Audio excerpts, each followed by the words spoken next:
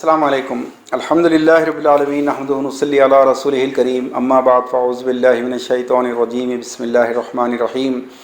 عزیزان محترم، نکاح کو آسان کرنے کے لیے علماء کی جانب سے جو برسہ برس سے کوششیں کی جا رہی ہیں، اور بالخصوص مسلم پرسنل لاء بورڈ کے علماء دیوبند، علماء اہل سنت والجماعت، اہل حدیث، شیعہ، ان کی مخلصانہ کوششوں کے باوجود بھی نہ جہیز کم ہو رہا، نہ غربت اور افلاس کم ہو رہی، نہ امیروں کے پیسوں کی نمائش کم ہو رہی، بلکہ اور غربت اور افلاس میں اضافہ جو ہوتا جا رہا ہے۔ اس کا سبب کیا ہے؟ ہم کو ان تمام کام کرنے والوں کی نیت پہ کوئی شک نہیں ہے، یہ انتہائی سنسیئرٹی کے ساتھ کام کر رہے ہیں، لیکن پرابلم کہاں ہے کہ طریقہ کار میں۔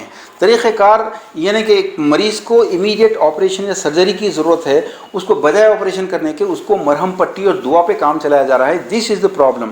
نکاح کو آسان کرنے کا ڈیفینیشن کیا ہے، پہلے علماء طے کریں کہ کیسے نکاح، اور اسی وقت یہ ڈیفینیشن طے ہوگا جس وقت آپ یہ ڈائگنوز کریں گے، یہ آئیڈینٹیفائی کریں گے کہ نکاح کو آسان کرنے کے لیے نکاح کو مشکل بنانے والے فیکٹرز کیا ہیں۔ اور انفارچونیٹلی جو اصل فیکٹرز ہیں، علماء ان کے بارے میں چپ ہے، کیونکہ وہ عوام کی سہولت کے لیے ہیں۔ عوام کی سہولت کو سامنے رکھ کر منشائے شریعت کو پیچھے کر دینا، یہاں سے وہ پرابلم شروع ہوتا ہے جس کی وجہ سے نکاح کبھی آسان نہیں ہو سکتا ہے۔ اگر آپ واقعی نکاح کو آسان کرنا چاہتے ہیں تو ایک چار باتیں ہیں، ان کے بارے میں علماء کو کھل کے بولنا پڑے گا۔ ان چاروں کو نیگلیکٹ کر کے نکاح کو مشکل بنانے والے فیکٹرز کو ویڈیوگرافی یا ڈی جے یا مخلوط گیدرنگ یا یہ چیزیں، یہ ساری وہ چیزیں ہیں، معمولی سی چیزیں ہیں۔ یا یوں سمجھ لیجئے کہ اگر کسی میت کے بال کم کرنے سے اس کا وزن کم ہوگا تو ایسا نہیں ہوگا۔ مشکل بنانے والے فیکٹرز کچھ اور ہیں، ان کے بارے میں علماء کھل کے بولیں کہ یہ جائز، ناجائز، حرام، حلال، مکروہ، صحیح، غلط کیا ہے، کھل کے بولنا نہیں چاہتے۔ یہ ریزن ہے کہ نکاح اور مشکل ہوتا چلا جا رہا ہے۔ سب سے پہلے نمبر پر ہے ایسے نکاح کی دعوت نامہ قبول کرنا جو نبی کے طریقے سے ہٹ کر ہے۔ کیا یہ جائز ہے؟ کیا یہ ناجائز ہے؟ حلال ہے؟ حرام ہے؟ پہلے اس کو طے کریں۔ بنیادی غلطی یہاں پر ہو رہی ہے کہ ایک طرف علماء تقریریں کر رہے ہیں کہ جہیز غلط ہے، ناجائز ہے، فضول خرچیاں کرنا یہ سب ناجائز ہے، لیکن دوسری طرف دعوت قبول کرنے والی حدیثوں کو لا کر اسی دعوت کا رخوہ قبول کرنا جائز کر رہے ہیں۔ یہ ہے وہ منافقت، یا یہ ہے وہ ڈبل مائنڈڈ کنفیوژن جس کی وجہ سے یہ شادیاں ختم نہیں ہو سکتی۔ یا تو یہ چیزیں اگر غلط ہیں تو اسی شادی کا بائیکاٹ بھی ضروری ہے۔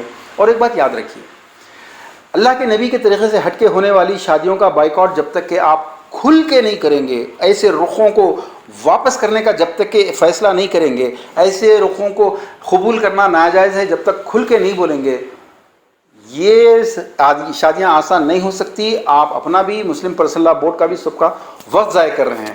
اور خاص طور پر جب علماء کو یہ حکم ہے کہ جس شادی میں تبذیر ہو، اسراف ہو، حرام کاریاں ہوں، منکرات ہو، وہاں سے واپس پلٹ جائیں، تو ہمارے علماء کا جو رول ہے، اس کی وجہ سے اصل شادیوں کا پورا سسٹم برباد ہو رہا ہے۔ مولانا طارق جمیل نے جو ایک امیر ترین بزنس مین کی بیٹی کی شادی کو اٹینڈ کر کے جو غلط مثال قائم کی، اب اتنا وقت نہیں ہے بیان کرنے کا، لیکن ان کا واقعہ پورا لنک ہمارے یوٹیوب کے کامنٹس باکس میں موجود ہے، یہ دیکھیے۔ ان کا دیکھا دیکھی ہندوستان پاکستان کے ہزاروں لوگوں کو شادی کے دن کا کھانا جائز ہو چکا ہو ایک شخص کی وجہ سے۔ ابھی وجے واڑہ کی ایک ایگزامپل آئی ہے کہ ایک شخص نے جو ہزاروں کو کھانا کھلایا، police, M L As, ministers, police officers, ان تمام کے ساتھ ساتھ دیوبند کے ٹاپ کے علماء جن کا نام لینا مناسب نہیں ہے لیکن وہ لیڈرز ہیں اس وقت ان کے، وہ وہاں موجود تھے پورے۔ ان کو پلین کے ٹکٹ دیے گئے، 5 اسٹار ہوٹل میں ٹھہرایا گیا۔ ان علماء سے سوال ہے، لوگوں سے سوال نہیں ہے، کیونکہ طارق جمیل صاحب جیسے اور ہندوستان پاکستان میں بے شمار علماء ہیں جو ایسے شادیوں میں جا کر جو ایسے رسومات کو جائز کر چکے ہیں۔ ان کی وجہ سے جو فتنہ پھیلا ہے، وہ علماء جو اس وجے واڑہ کی شادی میں شریک ہوئے ہیں، ان سے سوال ہے کہ کیا یہ مسلم پرسنل لاء بورڈ کے نکاح کو آسان بنانے والے اصولوں کے خلاف نہیں تھا؟ ان کو ٹکٹ اور لفافے وصول کرتے وقت یہ خیال نہیں آیا کہ ایک غلط مثال قائم ہو رہی ہے، لڑکی کے باپ کی طرف سے کھانے کا اسلام میں کوئی رواج نہیں ہے؟ یہ سوال کیوں نہیں آیا؟ حساب قول و عمل کا تیرا لکھا ہے بس ایک سطر میں واعظ، کہا وہی جو کیا نہیں ہے، کیا وہی جو کہا نہیں ہے۔ مختصر یہ کہ سب سے پہلے اسٹیپ پہ علماء کو یہ طے کرنا ہے کہ ایسی شادی جو اللہ کے رسول کے جو بھی نکاح کا طریقہ ہے اس میں کوئی مہارانی جودابائی کا طریقہ لا رہا ہے، کوئی کرسچنوں کا طریقہ لا رہا ہے، کوئی مشرکوں کا طریقہ لا رہا ہے اور جائز کرنے کی کوشش کر رہا ہے، اور پھر یہ کہہ رہا ہے کہ یہ مباح ہیں، بخدا یہ مباح نہیں ہیں، یہ جھوٹ ہے، یہ تہمت ہے اللہ کے نبی پر۔ مباح اس کو کہتے ہیں جو اللہ کے نبی صلی اللہ علیہ وسلم نے نہیں کیا مگر منع نہیں کیا، لیکن جب نکاح آپ نے کیا ہے اس کے بعد سنت قائم ہو چکی، اب اس کے اندر رشتہ داری کی بنیاد کے اوپر، قطع رحمی کی یا صلہ رحمی کی بنیاد کے اوپر ہدیہ تحفہ کہہ کر جائز کرنا، یہ سب سے بڑا دھوکہ ہے۔ اور آپ یہ طے کریں ایسی شادی کا رخ قبول کرنا جائز ہے یا نہیں جائز ہے، وہی بنیادی پوائنٹ ہے۔ دوسرا جو پوائنٹ ہے دوستوں وہ یہ ہے شادی کے دن کا کھانا۔ یہ شادی کے دن کا کھانا کہاں سے جائز ہوا ہے؟ چونکہ نارتھ کے علماء زیادہ ہیں، مسلم پرسنل بورڈ میں بھی زیادہ ہیں، اور نارتھ میں کھانا بہت کم ہوتا ہے، وہ عالیشان نہیں ہوتا جو ساؤتھ میں ہوتا ہے۔ ساؤتھ میں کھانے کی بیماری ہے۔ نارتھ اور مہاراشٹر والا ان علاقوں میں، یو پی وغیرہ میں جہیز، پراپرٹیز، ہنڈا یہ بہت ہوتا ہے۔ ساؤتھ میں آئیں گے تو جہیز کم ہوتا ہے، 2 لاکھ کا 4 لاکھ کا جہیز ہوتا ہے، 20 لاکھ کا کھانا ہوتا ہے۔ اس چیز نے پورے معاشرے کو گھر بیچنے پر، لڑکیوں کو گھروں سے بھاگنے پر مجبور کر دیا۔ یہ ہے اصل بربادی۔ اور پھر ایسا کھانا جائز ہے یا نہیں ہے اس کو طے کرنا آپ کا کام ہے۔ جس طریقے سے آپ نے میلاد کا کھانا، کنڈے کا کھانا، 11ویں شریف کا کھانا، درگاہوں کا کھانا آپ ہی نے تو حرام کیا، ہم نے تو نہیں کیا۔ آپ ہی نے تو حرام کیا ہے کہ یہ لائف انشورنس کی کمائی اور بینک کی کمائی سے کھانا حرام ہے۔ آپ ہی نے فرمایا Valentine day, new year, birthday کا کھانا حرام ہے، آپ ہی نے کہا۔ تو پھر یہ شادی کے دن کا کھانا جس کے لیے 95% معاشرہ برباد ہو رہا ہے، فتنے کا شکار ہو گیا ہے، یہ جائز ہے، ناجائز ہے، مکروہ ہے، حلال ہے، حرام ہے؟ کھل کے بولیے آپ۔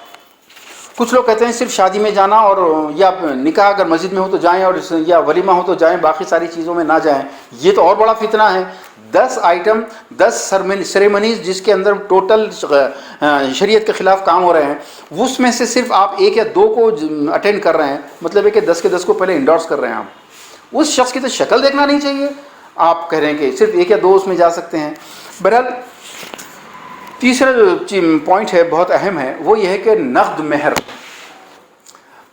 اسلامی نکاح کی بنیاد اسی وقت گر گئی جس دن اس پہلے عالم دین نے ادھار مہر کی بنیاد کے اوپر اس نکاح کو جائز کیا۔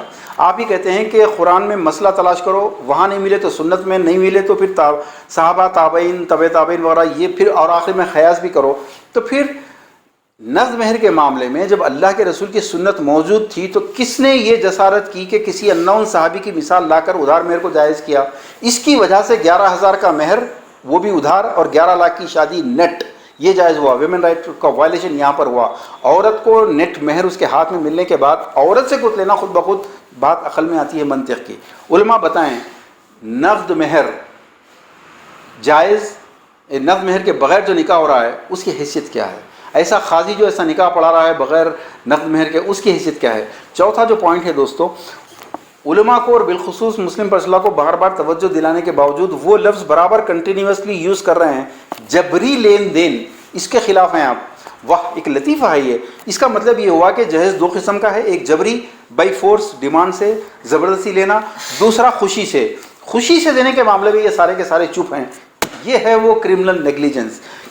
نفس جہیز کا لین دین ہی جائز ہے یا نہیں جائز ہے؟ اور بالخصوص آج کے دور میں، اگر دور قدیم میں فلاں امام، فلاں امام، فلاں بزرگ نے فرمایا ہے، در مختار میں لکھا ہے، عالمگیری میں لکھا ہے، سوال یہ ہے کہ اگر وہ چیز، وہ امام اور وہ کتابیں آج لکھی جاتی ہیں تو کیا یہ جائز ہوتا؟ آج کے فتنوں سے کیا آپ علماء واقف نہیں ہیں؟ بہت اچھی طرح واقف ہیں۔ ان حالات میں آج کا اجماع الگ ہوگا۔ اس دور کے علماء کا اجماع تھا۔ اجماع وقت اور حالات کے ساتھ بدلنے کے ساتھ ہی، مقام کے بدلنے کے ساتھ ہی بدل جاتا ہے۔ یہ کوئی وحی نہیں ہے جو قیامت تک رہے گا۔ آج کے حالات میں یہ جبری لین دین ہو یا خوشی سے، یہ سب سے بڑا حرام ہے، یہ سب سے بڑا فتنہ ہے، یہ سب سے بڑی بربادی کا باعث ہے۔ اس کا بائیکاٹ نہیں ہوگا، اس کے بارے میں واضح طور پر علماء جب تک کہ یہ نہیں بولیں گے کہ یہ حرام ہے، یہ جائز نہیں ہے، آپ نکاح کو آسان نہیں کر سکتے۔ بہرحال یہ ایک سوشل بلیک میل ہے۔ کوئی انڈیا پاکستان میں ایسا ایک لا کے بتائیے مثال جو بولیں کہ ہاں ہم جبری طور پر لیے ہیں، ہاں ہم زبردستی کر کے لیے ہیں، کوئی نہیں کہے گا۔ یہ سوشل بلیک میل ہے۔ وہ مسجد کا مؤذن ہو بیچارہ، وہ بڑے مدرسے کا مالک ہو، یا کوئی ایم پی ہو، کوئی بھی ہو، خوشی سے دینے کے نام پہ ڈرامہ بازی۔ ایک کہہ رہا ہے کہ ہم نہیں مانگے تھے، ایک کہہ رہا ہے کہ نہیں لڑکے والے مانگے تھے، خوشی سے دیے۔ اس کو بند کیجیے۔ دوستوں علماء کہتے ہیں کہ اگر یہ چاروں ایکشن لیں گے تو شدت پسندی نہیں، شدت پسندی نہیں ہے یہ۔ شدت پسند وہ ہے جو اللہ کے نبی کی سنت میں اصلی سنت کو قائم کرنے کے بجائے اس میں مہارانی جودھا بائی اور مشرکوں کے طریقے لا کے ضد کر رہا ہے، وہ شدت پسند ہے۔ ایسے لوگوں کو سزا ہونی چاہیے، کیونکہ اسلام میں احکام کے ساتھ سزا بھی ہے۔ بچہ نماز نہ پڑھے تو چھڑی، عورت اگر بات نہیں سنے تو پھر اس کا بستر الگ کر رہا ہوں اور مارنے کا حکم ہے، شرابی کو کوڑے کا حکم ہے۔ جب تک کہ سزا نہیں ہوتی حکم قائم نہیں ہو سکتا۔ جو لوگ اللہ کے نبی کی سنت، نکاح کی سنت میں ایسی چیزوں کو شامل کر رہے ہیں، ان کی سزا کوڑے نہیں ہو سکتی آج کے دور میں، بائیکاٹ ہو سکتا ہے۔ من رآ منکم منکرن کی حدیث یہاں اپلائی کیجئے، یہاں اس کو استنباط کیجئے اس کا، اور ایسے شخص کو کم از کم زبان سے بولیے تیری شادی نکاح اللہ کے نبی کے طریقے پہ نہیں ہے، میں اس میں شریک نہیں ہوں گا، اور اس کے رخے کو واپس کیجئے۔ دس از دا سولوشن۔ اور اگر خود علماء کریں جن کی ذمہ داری یہ ہے کہ یہ اس سب سے بڑا حکم جس کی وجہ سے پوری مسلمانوں کی اخلاقی اور مالی پوزیشن تباہ ہو چکی ہے، اس کے ذمہ دار علماء اور مشائخین ہیں۔ عوام ان کی سنتے ہیں، ہماری نہیں سنتے۔ عوام، علماء اور مشائخین اس بات کو اگر نہیں کر سکے وہ، تو پھر ایسے علماء اور مشائخین کے نام کے آگے اگر خاصمی ہو، ندوی ہو، خاص چشتی ہو، قادری ہو، اس کو ہٹا دیجئے۔ یہ اس کے قابل نہیں ہے کہ یہ ریپرزینٹ کریں۔ اور ایسے علماء کو تقریر کا موقع دینا، اسٹیج سجا کے دینا، ان کے پیچھے تراویح پڑھنا اور ان کو چندے دینا، یہ تمام چیزیں اگر وہ نکاح جیسی عظیم سنت کو قائم نہیں کر سکتے، بجائے اس کے کہ وہ مشرکوں کی رسموں کو قائم کر رہے ہیں اس کے اندر، اور لوگوں کو جواز نکال کے دے رہے ہیں، خوشی سے دینے کو جائز کہہ کر چور دروازے کھول کے دے رہے ہیں، ایسے علماء کے ساتھ کچھ نہ کچھ آپ ہی کیجئے، ہم نہیں کر سکتے۔ بہرحال مختصر یہ کہ ایسی شادیوں کا دعوت قبول کرنا، شادی کے دن لڑکی کے باپ سے کھانا لینا یا کھانا زبردستی خود ہی دینا لڑکے والے نہیں کہنے کے باوجود، بغیر نقد مہر ادا کیے نکاح کرنا، اور پھر اللہ کے حضرت علی نے 400 دینار دیا تھا، اللہ کے رسول صلی اللہ علیہ وسلم نے 50 دینار کا سامان دیا تھا۔ ایک ریشو ہے، وہ ریشو کے مطابق اگر کوئی 10% مہر لا کے 1 کروڑ روپے دے رہا ہے اور 10 لاکھ روپے کا جہیز لے رہا ہے، اٹس اوکے۔ ادھار مہر رکھ کے نقد 11 لاکھ روپے لینا، علماء یہ فیصلہ فرمائیں یہ جائز ہو رہا ہے، ناجائز ہو رہا ہے، صحیح سنت کا طریقہ کیا ہے، اور اس سنت سے ذرا سے بھی ہٹ کے کوئی کرے تو اس شادی کی حیثیت کیا ہے۔ آپ شرعی طور پر بتائیے، اخلاقی طور پر مت بتائیے کہ ایسا ہونا چاہیے، یوں ہونا چاہیے، یہ چاہیے کہ رٹ مت لگائیے۔ شرعی طور پر ہر عمل کون سا جائز ہے کون سا ناجائز ہے کھل کے بولیے۔ اور اگر اللہ کے نبی کے طریقے سے ہٹ کر ہونے والی شادیوں کا مکمل بائیکاٹ ہی نہیں، ان کے ساتھ چہرے پہ غصہ، ان کا دعوت نامہ دیکھ کے چہرے پہ غصہ آئے، اللہ کے احکامات جہاں ٹوٹتے ہوں جس کے چہرے پہ غصہ، اور اس کے اللہ کے احکامات جہاں ٹوٹتے ہوں وہ دیکھنے کے بعد اگر چہرے پہ غصہ نہ آئے تو عذاب اس کے اوپر سب سے پہلے نازل کیا جائے گا۔ یہ حدیث آپ کو معلوم ہے۔